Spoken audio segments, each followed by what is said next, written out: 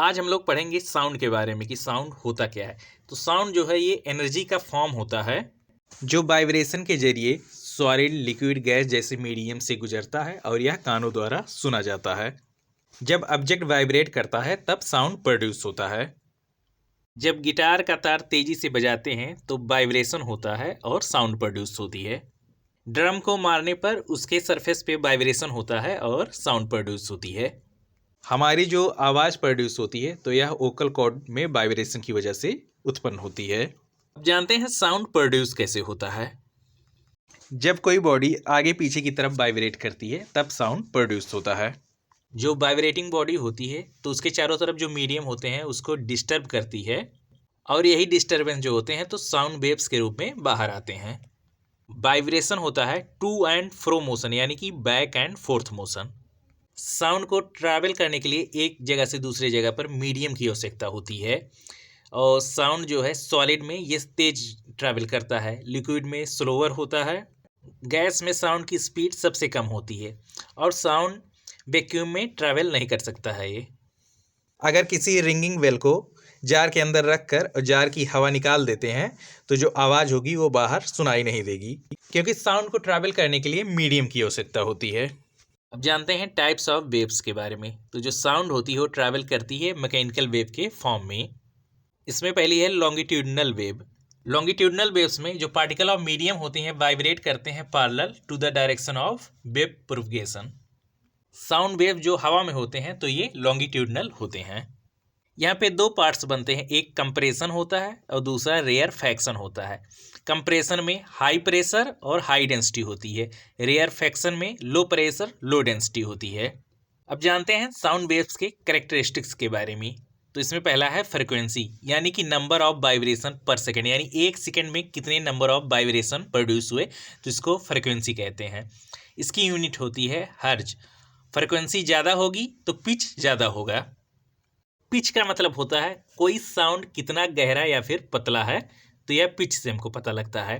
Frequency ज़्यादा होगा तो पिच ज़्यादा होगी, जैसे कि सीटी की आवाज़, तो यहाँ पे फ्रिक्वेंसी ज़्यादा होता है तो पिच ज़्यादा होती है। लो फ्रिक्वेंसी होगा तो पिच जो है वो लो होगी, जैसे कि ड्रम की आवाज़ हो गई।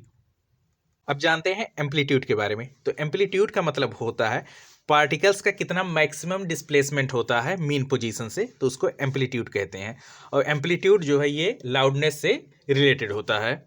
एम्पलीट्यूड ज़्यादा होगा तो ज़्यादा लाउड साउंड यहाँ पे होगा। टाइम पीरियड का मतलब होता है एक वाइब्रेशन को कंप्लीट करने में कितना टाइम लिया गया और इसकी यूनिट होती है सेकेंड। इसका फार्मूला होता है T=1/f। यहाँ पे जो f है वो फ्रिक्वेंसी है, T है टाइम पीरियड। अब जानते हैं वेवलेंथ के बारे में।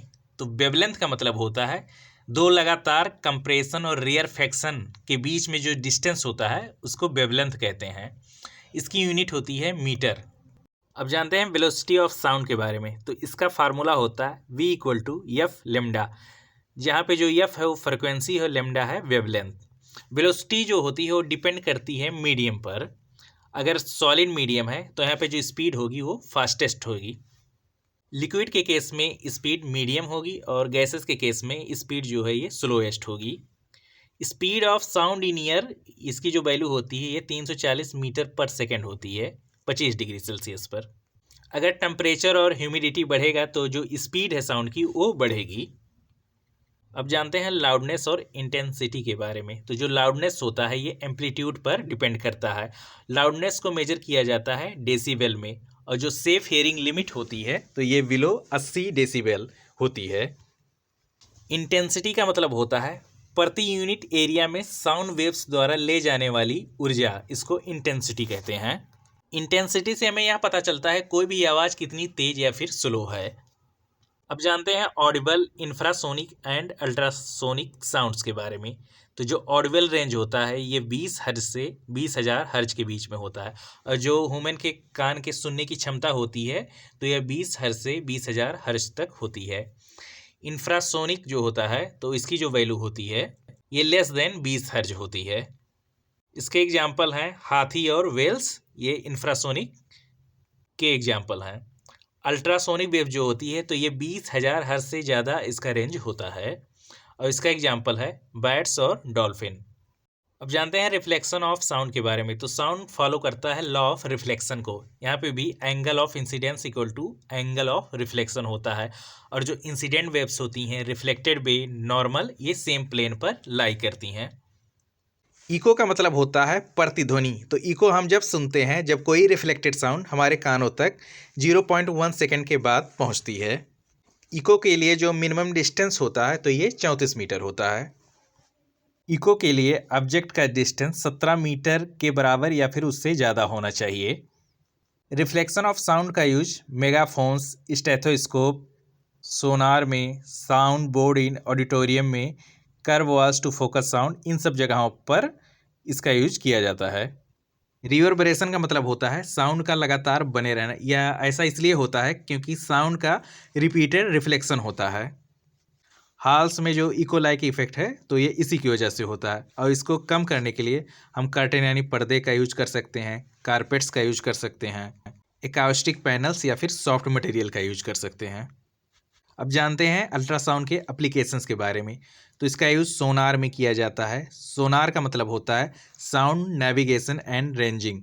ये डिटेक्ट करता है अंडर वाटर ऑब्जेक्ट को, यानी कि वाटर के अंदर जो ऑब्जेक्ट होते हैं उनको डिटेक्ट करने के लिए सोनार का यूज किया जाता है। मेडिकल इमेजिंग में जैसे कि अल्ट्रासाउंड हो गया तो यहाँ पे इसका यूज किया जाता है। क्लीनिंग मशीन्स में, मेटल्स में क्रैक फाइंड करने के लिए अल्ट्रासाउंड का यूज किया जाता है। सोनार का मतलब होता है साउंड नेविगेशन एंड रेंजिंग, और इसको सबमरीन और शिप्स के द्वारा यूज किया जाता है। इसके वर्किंग की बात करें तो जो ट्रांसमीटर होते हैं वो भेजते हैं अल्ट्रासोनिक वेव को, और उसके बाद जो वेव्स होती हैं वो ऑब्जेक्ट से रिफ्लेक्ट होकर आती हैं, और जो रिसीवर होता है तो वो डिटेक्ट करता है रिफ्लेक्टेड वेव्स को। यहाँ पे जो टाइम लगता है इसके बीच में तो उसको मेजर किया जाता है। तो इसका जो फार्मूला होता है डिस्टेंस इक्वल टू B/T/2 होता है।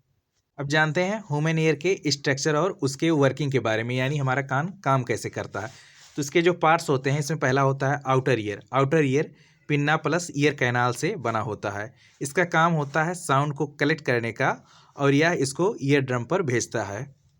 मिडल ईयर में जो ईयर ड्रम होता है वो वाइब्रेट्स करता है। यहाँ पे 3 बोन होती हैं, हैमर, एनबिल, स्टीरअप। ये जो है वाइब्रेशन को एम्पलीफाई करती हैं, यानी वाइब्रेशन को ये बढ़ाने का काम करती हैं। और थर्ड पार्ट है इनर ईयर। इनर ईयर में कोक्लिया होता है, ये जो वाइब्रेशन होती हैं उनको कन्वर्ट कर देता है इलेक्ट्रिकल सिग्नल्स में। और उसके बाद जो ऑडिटरी नर्व्स होती हैं ये मैसेज को ब्रेन तक भेज देती हैं। अब जानते हैं इंपॉर्टेंट फार्मूलाज के बारे में। तो टाइम पीरियड का फार्मूला होता है T=1/f। वेव स्पीड का फार्मूला होता है B=f/λ। इको डिस्टेंस का फार्मूला होता है D=V/T/2। Speed of sound in year की जो वैल्यू होती है तो ये 340 मीटर पर सेकेंड होती है। ये वीडियो आप लोग को अच्छा लगा है तो ज़्यादा से ज़्यादा चैनल को सब्सक्राइब करिए, वीडियो को लाइक करिए। धन्यवाद।